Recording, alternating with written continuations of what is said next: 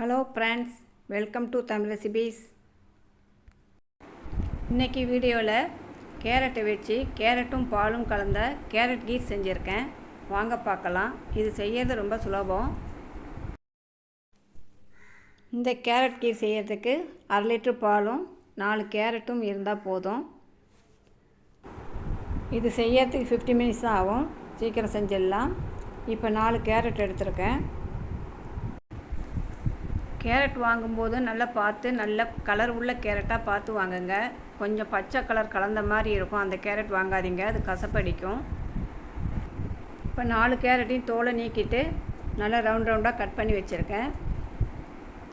இதை நம்ம குக்கரில் வேக வைக்கணும். இதுக்கு என்னென்ன சேர்க்கலான்னு பார்க்கலாம். 15 பாதாம் எடுத்துருக்கேன், 10 பிஸ்தா, ஒரு 5-6 முந்திரி, 5 ஏலக்காய். இது கூட மில்க் மேட் எடுத்துருக்கேன்.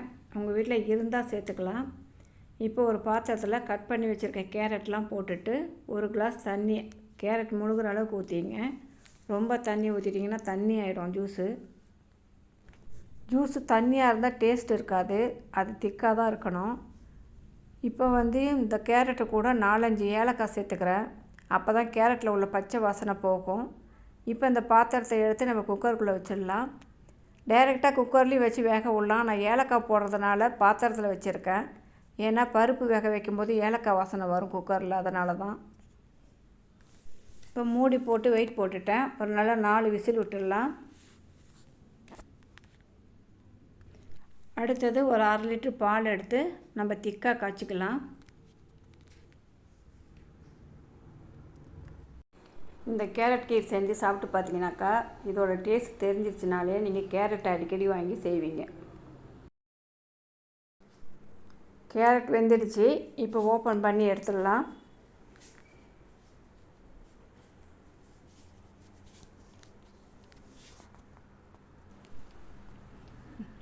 நல்லா குலைவாக வெந்திருக்கு. இப்போ கேரட்டோட பச்சை வாசனை போயிடுச்சு, நல்லா ஏலக்காய் வாசனை தான் அடிக்குது. இப்போ இது நல்லா ஆறணும். ஆறுனதுக்கு அப்புறம் தான் நம்ம மிக்சியில் போட முடியும். இப்போ ஒரு பாத்திரத்தில் தண்ணி வச்சுட்டு அதுக்குள்ளே அந்த கேரட்டை வைக்கிறேன். அப்போ தான் சீக்கிரம் ஆறும். இப்போ நல்லா ஆறிடுச்சு. மிக்சி ஜாரில் சேர்த்துக்கிறேன். இப்போ இது கூட நான் ஊற வச்ச பாதாம் சேர்த்துக்கிறேன். நம்ம எடுத்த ஒரு 15-20 பாதாமையும் ஊற வச்சு தோலை எடுத்துகிட்டு வச்சுக்கணும். அதில் ஒரு 6 பாதாம் இதில் போட்டு அரைச்சிடலாம். இப்போ நல்லா அரைச்சாச்சு. இப்போ ஒரு கடாயில் 1/2 டீஸ்பூன் நெய் போதும்.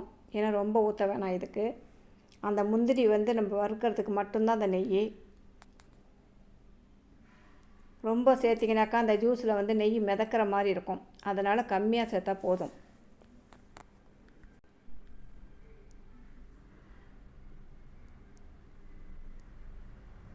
இப்போ நல்லா வறுத்தாச்சு. நம்ம அரைச்சி வச்ச கேரட்டை எடுத்து இதில் ஊற்றிடலாம்.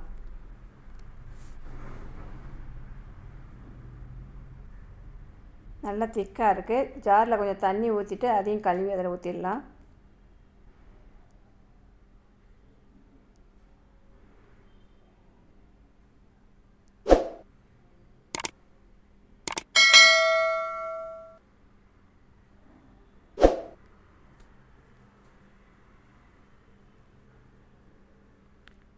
இப்போ நல்லா கிண்டி விட்டுட்டு நம்ம காய்ச்சி வச்ச பால் எடுத்து அதில் மிக்ஸ் பண்ணிடலாம்.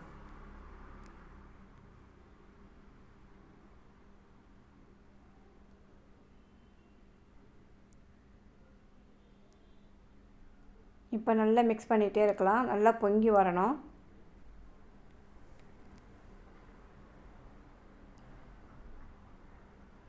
கேரட் வாசனையே கொஞ்சம் கூட இல்லை இதில்.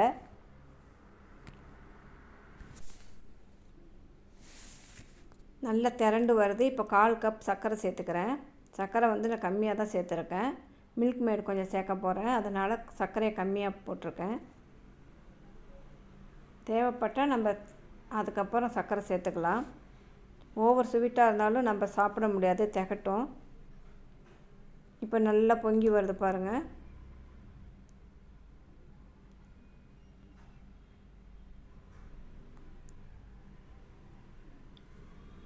இப்போ இந்த ஸ்டேஜில் நம்ம ஸ்டவ் ஆஃப் பண்ணிடலாம்.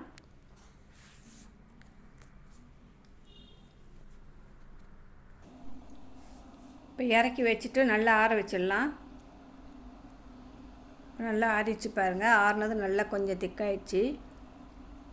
இப்படி தான் இருக்கணும். கொஞ்சம் தண்ணியாக இருந்தாலும் டேஸ்ட் இருக்காது உங்களுக்கு. இப்போ நம்ம ஒரு பவுலில் ஊற்றிட்டு பாதாம் ஊற வச்சுட்டு அதை நல்லா கட் பண்ணி வச்சுருக்கேன். இது மில்க் மேட் கொஞ்சம் கலந்துக்கிறேன்.